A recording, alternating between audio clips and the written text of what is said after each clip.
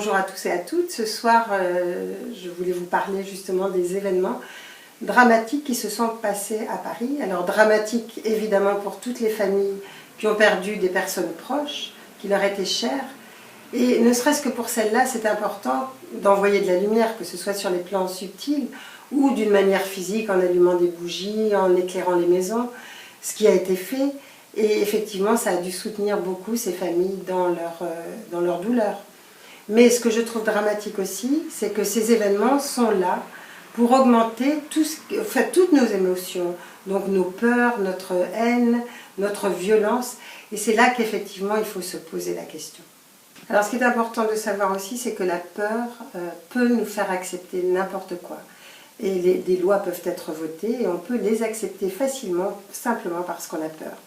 Et là aussi, ce que je voudrais demander, ce n'est pas la passivité, parce que ça n'a jamais été mon cas de demander aux personnes qui me lisent d'être passifs, mais au contraire d'être actifs à l'intérieur d'elles-mêmes, c'est-à-dire d'une activité complètement différente, en envoyant de la lumière, mais en ne l'envoyant pas simplement à quelques-uns, c'est-à-dire à ceux qu'on considère comme des victimes, mais vraiment de l'envoyer à toutes les personnes sur Terre, c'est-à-dire à la planète et à toutes les personnes, qu'elles soient les victimes, qu'elles soient considérées comme les bourreaux, parce qu'en fait, ce ne sont pas ces personnes-là qui sont les vrais coupables. En fait, ce n'est pas l'islam, ce ne sont pas les Arabes qui sont vraiment en cause, mais ce sont surtout des gens qui sont fragiles, qui sont manipulables et qui sont malades, qui sont les vecteurs de tout ce qui peut arriver.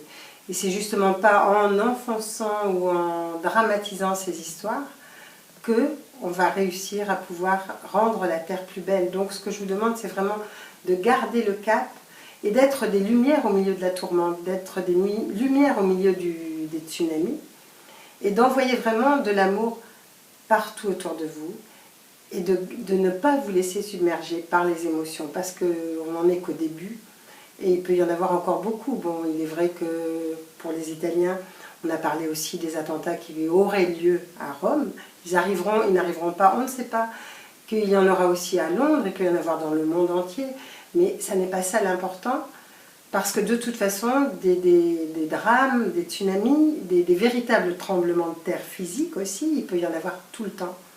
Mais ce qui est important, c'est qu'à l'intérieur de nous, il reste quelque chose qui tienne le cap, et qui fasse que la Terre, qui est en changement, puisse vraiment arriver à ce changement, quel que soit ce que d'autres personnes aimeraient nous faire faire.